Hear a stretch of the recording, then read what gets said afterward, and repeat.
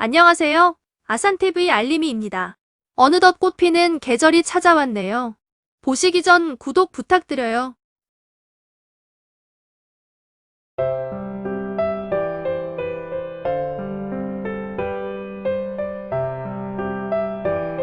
자, 여기는요 전라자수영입니다. 자, 제가 왜 여기 나와 있냐면 하면 저기 안에 있어도 됩니다, 여러분 오시기까지. 근데 여기는 입구이기 때문에 남문이기 때문에 성은, 이 자수영 성은 남쪽 문이 정문입니다. 그래서 제가 여기까지 나와서 비가 오는데도 지달리고 있었습니다.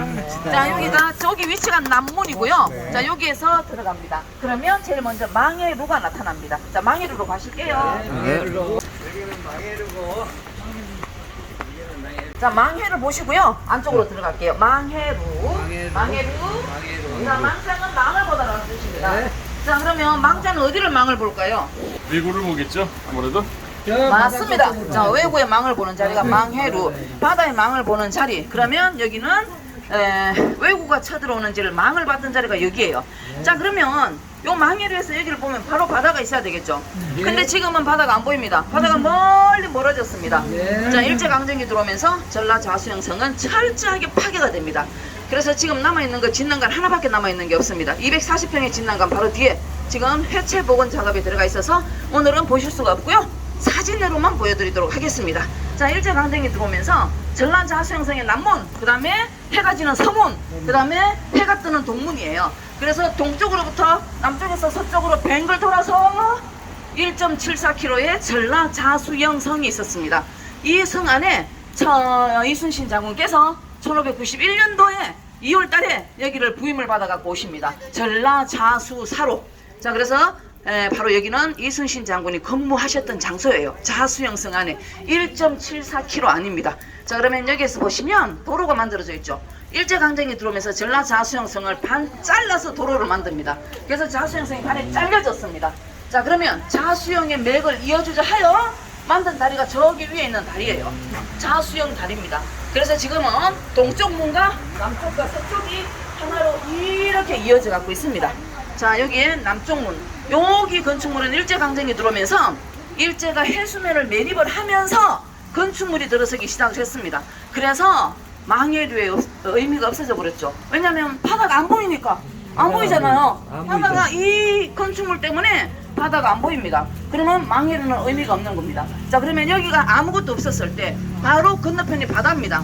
그때 이쪽으로 돌산과 그 다음에 남해를 끼고 외구가 소규모로 쳐들어올 때는 여기로 쳐들어왔다고 합니다. 그래서 우리 전라자수영성이 성종 10년에 1479년도에 이 외구의 방어를 막기 위해서 전라자수영성이 만들어지게 됩니다. 자, 그러면 여수는 전라자수영, 그 다음에 전라우수영은 좌우가 있습니다. 전라우수영은 해남에, 그 다음에 경상도로 가면 부산에는 경상자수영, 그 다음에 거제는 경상우수영. 그래서 지도의 제일 끝지점에 경상자우수영, 전라자우수영이 있었고요. 그 다음에 여러분들이 계시는 가까운데 보령에 충청수영이 있었습니다. 그래서 하삼도의 바다를 전부 관할하셨던 분이 바로 이순신 장군이 되겠습니다. 이순신 장군이 서울에서 태어나시고 아산으로 한 12살경에 가셨다고 해요. 그러면 아산에서, 외가인 아산에서 21살에 결혼을 하시고, 그 다음에 28세 때 묵가를 도전을 하시는데 실패를 하시고 32세 때 드디어 식년시 묵가에 급제를 하셔서 저기 위에 우리 지도의 제일 끝지점에 함경도 동구위복 공관으로 관직 생활을 시작을 하십니다. 그리고 저 위에만 계시다가 여기를 오시기 전에는 정읍의 현감이었습니다.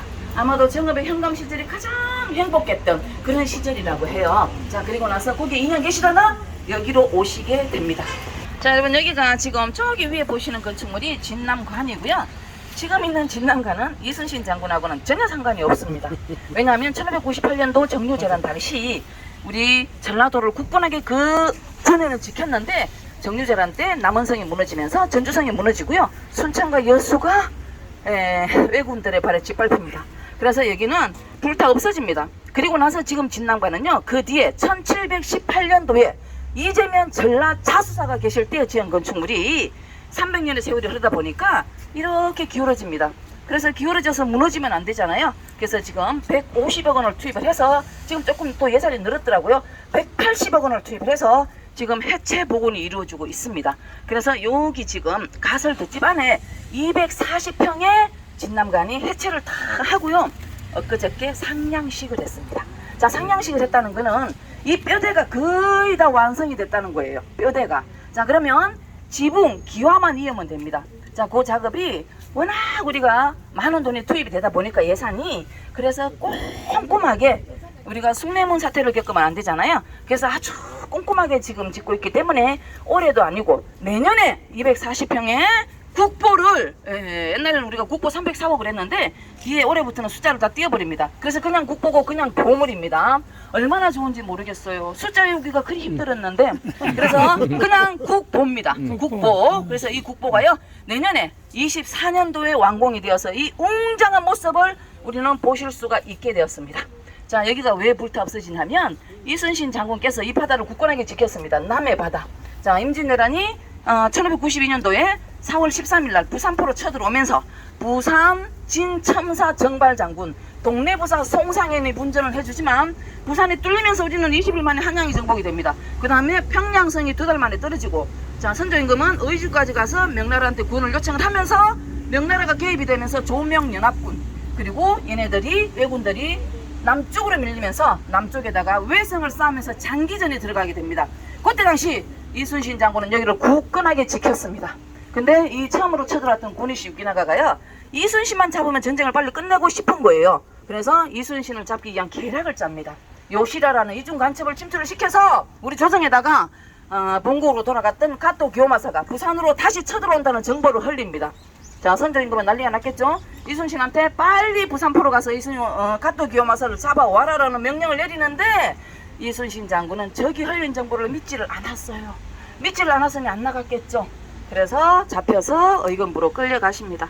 의금부는 왕이 직접 신문을 할 수 있는 공간이 의금부예요. 그래서 한 달 동안 죽도록 고문을 당하시는데 그때 당시 삼도수군 통제사 자리를 비워두면 안 되잖아요. 그래서 원균이 삼도수군 통제사로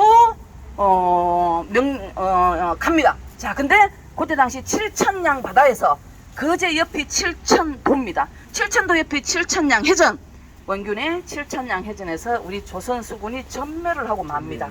그리고 나서 배설장수가 12척을 가지고 가서 숨겨놓죠. 자, 이순신 장군이 다시 삼도수군 통제사직을 받고 오셨을 때 12척을 인계해 주신 분이 배설장수예요. 그 다음에 한 척을 수리를 합니다. 그래서 여러분들이 잘 아시는 13대 133이라는 절대 열세 상황에서 이긴 전쟁이 바로 명랑해전입니다. 그리고 나서 우리 남해 제해권을 조금이나마 찾아오면서 그 다음에가 바로 노량해전이 되겠습니다. 우리가 아까 자수형 했잖아요. 여기가 바로 전라 자수형 성이에요. 둘레가 1.74km가 되겠습니다. 여기 남쪽 문으로 우리는 들어왔습니다. 그래서 해가 뜨는 동쪽, 해가 지는 서쪽 문. 그래서 전라 자수형 성이 이렇게 있었는데 정중앙을 뚫어서 도로를 만들면서 일제강점기 때 여기에 있는 건축물을 다 없애버렸습니다. 자, 기와집은 관아 건물이에요. 관아 건물이 80여 개 동이 있었고 민가가 2,000여 호가 바로 여기에 살았다고 해요. 근데 이 건축물을 일제강점기 들어오면서 전부 없애버리게 됩니다. 자, 그러면 저기 진남관 건축물은 왜 남겨뒀을까? 자, 얘네들이 목적이 있겠죠. 정확한 목적이 있습니다. 남겨둔 이유. 자, 사진으로 남아있으니 그거 보시면서 설명드리도록 할게요. 여기가 진남관이에요. 자, 진남관인데 여기 학생입니다. 네, 학교입니다. 민족말살 정책 우리 학교 때 배웠잖아요. 자, 그 일환으로 여기에다가 이 진남관에다가 우리 이순신 장군의 혼이 서있는 이곳에다가 학교를 만들어서 여러분 일본말을 가르칩니다. 일본말. 민족말살 정책 많이 우리 들었어요. 자, 그래서 일본말을 가르치기 위해서 이 건축물을 남겨둔 거예요. 진남관뿐만이 아니고요. 전국의 큰 건축물은 전부 다 학교로 사용이 되게 됩니다. 자, 그래서 여기는 학생들의 모습, 진남관인데 원래 사진에는 이렇게 다 보이는데요. 여기는 확대를 했더니 잘 안 보이네요. 그래서 요 진남관이 여기에다가 문을 달고요. 기둥만 이렇게 있는데 여기에다가 문을 만들고 칸막이를 만들어서 난로까지 피웠습니다. 그때 만약에 불이 났다면 우리는 국보를 볼 수가 없었겠죠. 자, 그래서 학교로 사용된 모습이고요. 자, 이쪽으로 넘어오시면 여기가 지금 바다인데 매립이 되는 모습이에요. 매립이 된 모습. 다 여기가 바다입니다. 그 바다가 멀어져요. 진남관하고 바로 여기가 바다였어야 되는데 그래서 일제강점기 들어오면서 여수 중앙동 일대는 서교동과 중앙동 일대는 전부 매립을 하게 됩니다. 그래서 여러분들이 보셨던 저기 앞바다, 바다를 끼고 좀 앞으로는 전부 다 매립지가 되겠습니다. 자, 그리고 얼마 전에 상량식을 했습니다. 그저께 15일날. 자, 저기 상량문을 잠깐 볼게요. 대들보를 마지막 올린다 이런 뜻입니다. 상량이라는 것은 대들보 양자입니다. 그래서 상량식을 15일날 했습니다. 그러면 뼈대는 다 완성이 되었고요. 이제 기와만 올리는 일만 남았습니다. 그때 당시에 상량문이에요. 목판 상량문 1718년도에 이재명 전라자수사가 계실 때 이거를 지었다는 내용을 여기 나무판에다가 적습니다. 요거를. 그래서 제일 위에 올라가는 게 종돌인데 여기에다가 폼을 파서 고기에다 넣어놔요. 자, 우리가 해체를 하지 않았다면 볼 수 없었던 유물이 해체하면서 남았습니다. 또 그리고 자, 나무고요. 그 다음에 여기는 종이 상량문입니다.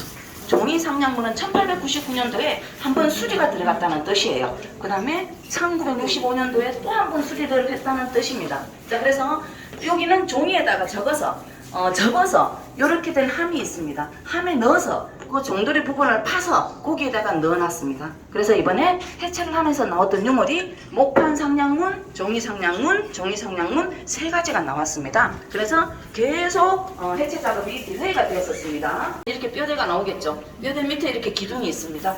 자, 그래서 지금은 다 드러내고 복원하는 작업이 이루어지고 있고요. 지금 이 모습 이대로 복원이 될 겁니다. 근데 우리가 이거를 해체하기 전에는 이 기둥이 68개라고 했습니다. 근데 이번에 해체를 하면서 봤더니 짧은 밑둥, 잘린 밑둥이 2개가 발견이 되었어요. 그래서 이번에는 최종 70개 기둥으로 진남관을 국보를 복원을 하게 되었습니다. 남부 경상도 앞바다 부산 쪽에서 해전이 있었지 여수에서는 해전이 한 번도 없었습니다. 마지막 해전은 지금은 광양만군으로 불리우는 여수의 뒷바다에서 마지막 해전이 있었고요. 이 여수 이쪽의 바다에서는 전쟁이 하나도 없었고 항상 한산부, 부산포 이쪽으로 나아가서 싸웠고 싸워서 다시 자수영으로 삼도수군 통제영으로 돌아왔었습니다. 그래서 여수는 안전했기 때문에 아산에 계셨던 어머니를 여수에다가 약 4년 동안 어머니들 여수의 송현마을이라는 곳 거기다가 약 4년 동안 모시게 됩니다. 그래서 어머니가 여기에서 100길로 송현마을까지 이렇게 왔다 갔다 하시면서 문안 인사를 드렸다고 합니다. 그 어머니가 이순신 장군이 끌려가서 고문을 당한다는 소식을 듣고 아산을 가면 내 아들을 만나지 않을까 싶어서 송년마을에서 배를 구해서 올라가십니다. 올라가시다가 돌아가시게 되죠. 자, 그래서 이순신 장군이 백의정군으로 내려오시다가 어머니가 오시는다는 소식을 듣고 아산의 개바에까지 나가시죠.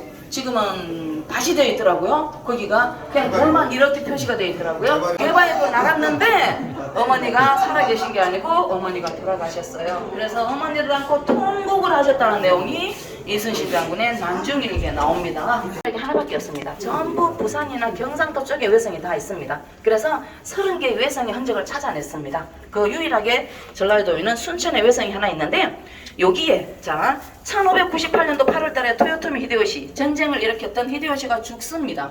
그리고 조선에 와있던 애들이 철군 명령을 받아요. 그 뒤에 천하를 잡아나가 도쿠가와 이에야스 이 이에야스의 수뇌부들이 모여서 철군 명령을 시킵니다. 그러면 여기 있었던 고니시 유키나가가 요 순천 외성을 쌓게 되는데 여기 있었던 고니시가 철군 명령을 받았으니 가면 됩니다. 근데 자 묘도라는 섬이 있습니다. 지금 이순신대교가 건설되어 있는 곳 여기에서 묘도까지는 묘도대교 묘도에서 광양까지는 이순신대교가 건설되어 있습니다. 여기는 이순신 장군의 마지막 바다이기 때문에 대교의 이름을 이순신대교라고 했습니다. 자 여기에 그때 당시 묘도라는 섬에 조명연합군이 진을 치고 있었습니다. 우리 조선수군과 그 다음에 명나라 수군 진린도독이 바로 여기 묘도를 꽉 틀어잡고 있으면 고니시는 절대로 빠져나갈 수가 없습니다. 도간에 든 지혜예요. 자 그래서 고니시가 얘는 철군 명령을 받았으니 가면 됩니다. 더 이상 전쟁하기 싫습니다. 그래서 명나라 수군 도독이었던 그 다음에 육군의 유정이었던 사람들한테 뇌물을 주면서 우리 조용히 갈 테니 테러만 열어주라라고 합니다. 자 왜 진린한테 줬을까요? 우리 이순신 장군도 같이 이쪽 묘도 저쪽은 진린도독 이쪽으로는 우리 이순신 장군의 조선 수군이 진을 치고 있었습니다. 그래서 여기는 조명연합군이 있었는데 왜 진린한테 줬을까요? 우리 땅에서 전쟁이 있었죠. 우리는 작전권을 가질 수가 없었습니다. 모든 작전권은 명나라가 쥐고 있었어요. 그 다음에 6.25 때도 마찬가지입니다. 미군이 작전권을 가지고 있었습니다. 그러니 진린한테 줬겠죠. 자, 그래서 이 진린한테 뇌물을 주고 테러를 열어주라고 하는데 이 사실을 이순신 장군이 입수를 해요. 이 정보를. 그래서 진린을 찾아갑니다. 내 목숨이 붙어있는 한 명의 왜군도 살려서 보내지 않는다 그러면서 자, 전쟁의 전가물은 상대편의 목이에요. 이거를 수급이라고 부릅니다. 이 수급까지 준다고 하면서 진린을 설득을 해요. 그래서 요 바다에서 마지막 전쟁이 치러지게 됩니다. 자, 순천 외성에서 나오겠죠. 군이시군이 지네들은 이 바다를 통과해야 갑니다. 일본으로. 자, 나오는데 사천에 있던 시마즈가 얘네들을 도와주러 와요. 자, 그러면서 얘네들이 쫙 이쪽으로 우리 수군과 일본 수군이 명나라 수군이 뒤엉켜지면서 남해 가는포 쪽으로 밀다가 이순신 장군이 1598년도 11월 19일 새벽에 적의 총탄에 맞습니다. 그리고 싸움이 급하니 나의 죽음을 알리지 마라라는 말을 남기고 돌아가십니다. 자, 이순신 장군이 돌아가신 거 전혀 모릅니다. 전라자수군들이 전쟁이 끝나고 돌아가신 걸 알았어요. 자, 여기는 삼국의 군사들이 많이 죽었죠. 그래서 피바다라고 불려지다가 이순신 장군이 돌아가시고 우리 전라자수용 수군들의 눈물바다가 되었던 곳이 바로 여기라고 합니다. 명나라 진린도덕도 눈물을 흘렸다고 그러죠. 자, 그래서 여기는 이순신 장군의 마지막 바다입니다. 자, 이순신 장군은 임진왜란의 시작, 임진왜란 일어나기 1년 2개월 전에 오셨습니다. 자, 임진왜란은 제가 중학교 때요, 1592년도가 임진왜란이 일어난 해입니다. 자, 그래서 이 연도수를 우리는 쓰는 칸을 이렇게 비워두고 주관식이라고 10점씩을 줬어요. 자, 그럼 이거는 절대로 놓치면 안 되는 문제예요. 그래서 선생님이 가르쳐 주신 게 1592년 1원구나 5 오너라 9 구두발로 2 두 개 두들겨 주마. 그래서 1592년은 일본구나 오너라 구두발로 두들겨 주마. 제가 중학교 때니까요 한 15살이나 됐을 것 같아요. 그때 국사 선생님이 가르쳐 주신 거예요. 그래서 이거를 지금도 잊어먹지 않고 해설사가 되어서 이거를 제가 활용을 하고 있습니다. 그래서 1592년은 일본구나 오너라 구두발로 두들겨 주마가 바로 1592년 임진왜란이 일어난 해가 되겠습니다. 그래서 이순신 장군이 여기서 돌아가시면서 일본 애들이 도망을 가면서 임진왜란 7년 전쟁은 끝이 나게 됩니다. 자, 그래서 이순신 장군은 여수의 전라자수사로 부임을 해 오셨고 이 여수의 뒷바다 광양망군이라고 합니다. 여기는 이 여수의 뒷바다에서 돌아가셨어요. 자, 그래서 이순신 장군은 여기에도 계시고 한산도에도 계셨지만 아산에서는 묵과급제 하실 때까지 사셨지만 그래도 우리 여수의 바다에 가장 많이 계셨을 거라고 저는 생각을 합니다. 그래서 이 임진왜란 7년 전쟁 삼도수군 통제사 전라자수사 이순신은 잊지 마시기 바랍니다. 아셨죠? 지금까지 아산TV 알림이었습니다. 아직까지 구독 안 하신 분은 구독 및 좋아요 부탁드려요. 그럼 다음 시간까지 몸 건강히 안녕히 계세요.